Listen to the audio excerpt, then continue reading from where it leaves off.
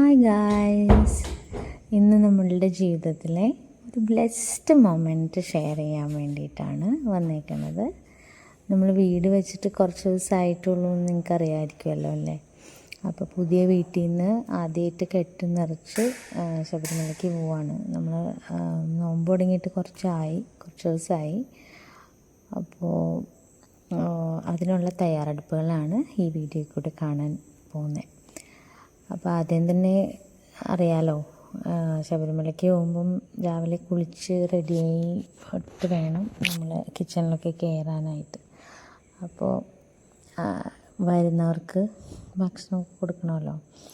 വലിയ കാര്യമായിട്ട് നമ്മൾ ഗ്രാൻഡ് പരിപാടിയൊന്നുമല്ല, കാരണം കന്യായപ്പനൊന്നും അല്ല. തേജു ഇത് 5ാമത്തെ പ്രാവശ്യമാണ് ശബരിമലയ്ക്ക് പോകുന്നത്.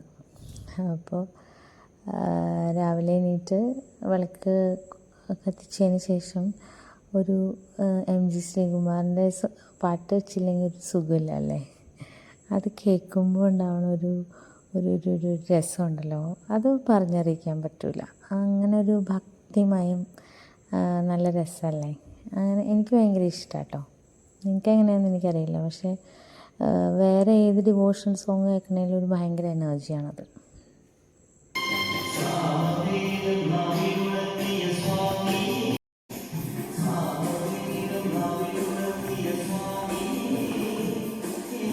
ഇതൊക്കെ ഇന്നലെ റെഡിയാക്കി വെച്ചതാണ്, മുറിച്ച് ക്ലീനാക്കി വെച്ചതാണ്. നേരെ കിച്ചണിൽ കയറി. ഇത് ദോശമാവാണ് കേട്ടോ. ദോശമാവ് തലേദിവസം അരിച്ച് വെച്ചിട്ടുണ്ടായിരുന്നു. കുറച്ച് ഉപ്പൊക്കെ ഇട്ടിട്ട് റെഡിയാക്കി. ആദ്യം തന്നെ ഇഡ്ഡലി വയ്ക്കാമെന്ന് വിചാരിച്ചു. അപ്പോൾ ഇഡ്ഡലിക്കുള്ള ദോശയിൽ ഉപ്പൊക്കെ ഇട്ട് ഒന്ന് ജസ്റ്റ് മിക്സ് ചെയ്ത് മാറ്റി വെക്കുവാണ്. പിന്നെ ഇഡ്ഡലി സാമ്പാർ ഉണ്ടാക്കാം. പിന്നെ ഇനി ഇൻ കേസ് തികഞ്ഞില്ല എന്നുണ്ടെങ്കിൽ മാവുണ്ടല്ലോ, അപ്പോൾ ദോശ ഉണ്ടാക്കാം. ഇതായിരുന്നു പ്ലാൻ. ഇപ്പം ഞാൻ എടുക്കുന്നത് ഈ പ്രഷർ കുക്കറുണ്ടല്ലോ, ഇതൊരു 5 ലിറ്ററിൻ്റെ പ്രഷർ കുക്കറാണ്. ഇത് ഞാൻ വർക്ക് ചെയ്യുന്ന സ്കൂളിൽ നിന്ന് കിട്ടിയ ഗിഫ്റ്റാണ് കേട്ടോ. ഇതും ഒരു അപ്പച്ചട്ടിയാണ് നമ്മുടെ സ്കൂളിൽ നിന്ന് ഗിഫ്റ്റ് തന്നത്. അത് ഇവിടെ ശബരിമലയ്ക്ക് പോകുമ്പം യൂസ്ഫുള്ളായി, കാരണം കുറച്ചധികം സാമ്പാർ ഉണ്ടാക്കണമായിരുന്നു. അപ്പം നമ്മൾ ഡെയിലി യൂസ് ചെയ്യുന്ന ചെറിയ കുക്കറിൽ നമുക്ക് വെക്കാൻ പറ്റില്ല. അപ്പം ഇതൊരു നല്ലൊരു ഒരു കാര്യത്തിന് വേണ്ടി തുടക്കം ഇട്ടു. അങ്ങനെ ഞാൻ ഉദ്ഘാടനം ചെയ്തു ആ കുക്കറെ. പിന്നെ പതുക്കെ ഇഡ്ഡലി പാത്രം എല്ലാം ഗിഫ്റ്റ് തന്നതാണ്, കിട്ടിയതാണ് നമുക്ക്. അപ്പോൾ ഇഡ്ഡലിക്കുള്ളതൊക്കെ റെഡിയാക്കി അങ്ങ് വെക്കുക. അപ്പോൾ ഇഡ്ഡലി പെട്ടെന്നാവുമല്ലോ. അപ്പോൾ അതുകൊണ്ടാണ് ദോശ കുറേ പേർക്ക് ഉണ്ടാക്കാനായിട്ട് നമുക്ക് ബുദ്ധിമുട്ടല്ലേ. അപ്പോൾ ഇഡ്ഡലി സാമ്പാർ ഉണ്ടാക്കി. ഞാനന്ന് സ്കൂളിൽ പോകണമായിരുന്നു.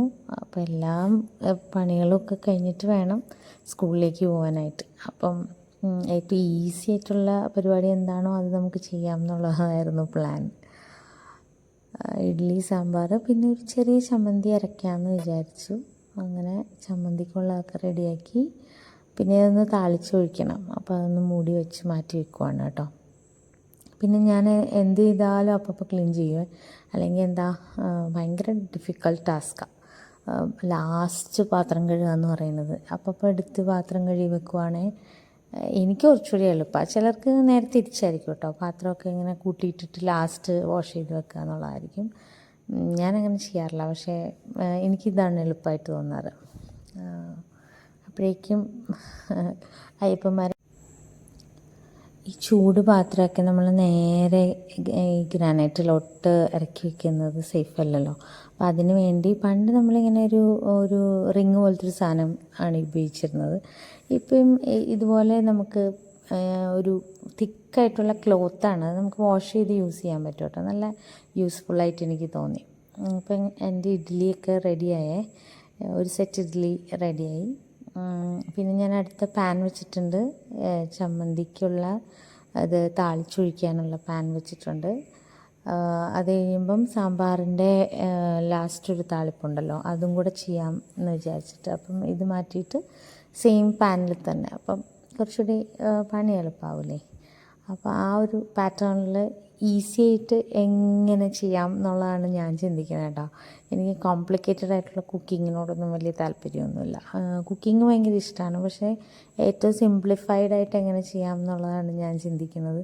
നമുക്ക് എളുപ്പം പണി കഴിഞ്ഞ് ഫ്രീ ആയിട്ടിരിക്കണം, ഇതാണ് എൻ്റെ ഒരു തോട്ട് പ്രോസസ്സ്. അല്ലാണ്ട് ഈ 24 hours കിച്ചണിൽ കിടന്ന് പണിയെടുത്ത് എനിക്കങ്ങനെ ഇഷ്ടമില്ല.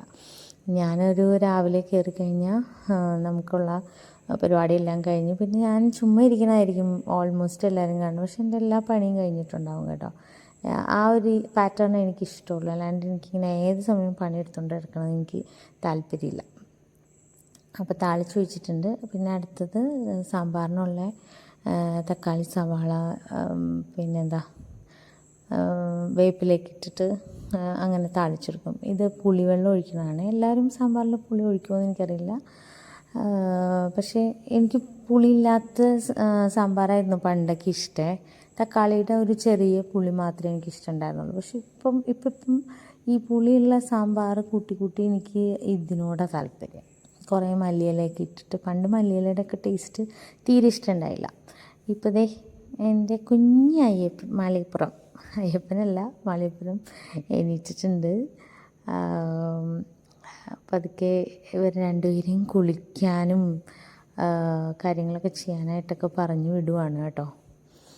അങ്ങനെ സാമ്പാർ റെഡിയായി.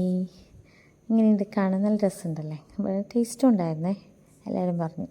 ഇതെൻ്റെ അച്ചായയാണേ. രാവിലെ നമ്മുടെ കെട്ട് നിറയ്ക്കാനായിട്ട് വേറെ ആരെയും വെച്ചില്ല, അച്ചായനോട് വരാൻ പറഞ്ഞ്.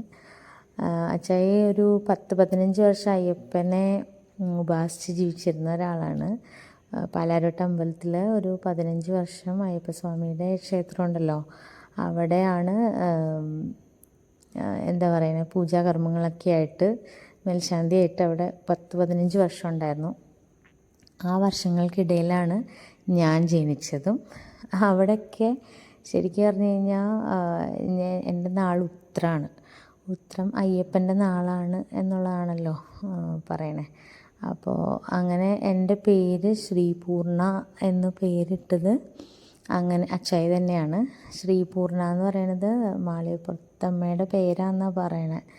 അപ്പോൾ നമ്മളുടെ ലൈഫും അയ്യപ്പനും ഒക്കെ ആയിട്ട് ഭയങ്കര കോർഡിനേഷനാണ്. ഇവിടെ കല്യാണം കഴിഞ്ഞ് സിജുചേട്ടന് ഈ ശബരിമലയിൽ പോകുന്നത് എന്താ പറയണ, ഒരു ഹരമാണ്. എല്ലാ വർഷവും ശബരിമല പോകണം എന്നുള്ളൊരു തോട്ട് പ്രോസസ്സുള്ള ആളാണ്. അപ്പോൾ എപ്പോഴും ഞാനങ്ങനെ ചിന്തിക്കാറുണ്ട്. എന്നാൽ ഭയങ്കര ഭക്തി മൂത്ത് നടക്കുന്ന ആളൊന്നുമല്ല, പക്ഷെ എന്നാൽ പോലും ശബരിമല എന്ന് പറയുന്നത് ഭയങ്കര ഒരു ഇൻറ്റിമേറ്റായിട്ട്. അപ്പം ഞാനിങ്ങനെ തമാശയ്ക്ക് പറയാറുണ്ട്, എൻ്റെ നാൾ ഉത്തരായതുകൊണ്ടായിരിക്കും അങ്ങനെ ഒരു കണക്ഷൻ തോന്നുന്നതെന്നുള്ളത്. അപ്പോൾ കെട്ടുന്നവരെയൊക്കെ നടക്കുന്നുണ്ട് കേട്ടോ, കാണുന്നുണ്ടല്ലോ അല്ലേ. അതിൻ്റെ കൂടെ ഞാനിങ്ങനെ കഥ പറഞ്ഞു പോണതാണ്. അപ്പോൾ അങ്ങനെ പതുക്കെ നമ്മുടെ വീട്ടിൽ കെട്ട് നിറച്ച് ഇറങ്ങാനുള്ള തയ്യാറെടുപ്പുകളാണ് ഈ കാണുന്നത് കേട്ടോ. തേങ്ങ ഉടച്ച് ഇറങ്ങുവാണേ. തേജും ഭയങ്കര ടേസ്റ്റായിരുന്നു, പക്ഷെ കൊച്ചി ഇതുവരെ അങ്ങനെ തേങ്ങ ഉടച്ചിട്ടില്ലല്ലോ. അപ്പോൾ പൊട്ടിയില്ല, സാരമില്ല, കുഞ്ഞല്ലേ. അങ്ങനെ അതൊക്കെ അവർ പോവാണ്. നമ്മളുടെ കൂടെ സിജുവിൻ്റെ ഫ്രണ്ട്സാണ് കേട്ടോ ഉള്ളത്. അങ്ങനെ അവർ പോയി നല്ല സേഫായിട്ട് തിരിച്ചെത്തി. എന്നിട്ടാണ് ഞാൻ ഈ വ്ലോഗ് ഇറക്കണത്. അപ്പം ഇതുപോലത്തെ വീഡിയോസ് കാണാൻ ഇഷ്ടമുള്ളവർ, നമ്മളുടെ ലൈഫ് എന്താണ് നടക്കണതെന്നൊക്കെ അറിയാൻ ആഗ്രഹമുള്ളവർ നമ്മുടെ ചാനൽ സബ്സ്ക്രൈബ് ചെയ്യണം, കമൻസൊക്കെ ഇടണം, നിങ്ങളുടെ സജഷൻസ് ഉണ്ടാവണം. അപ്പോൾ അടുത്ത വീഡിയോ കാണാം. ഇത് അവരവിടെ പോയിട്ടുള്ള കുറച്ച് വിഷ്വൽസാണേ. Okay, bye bye.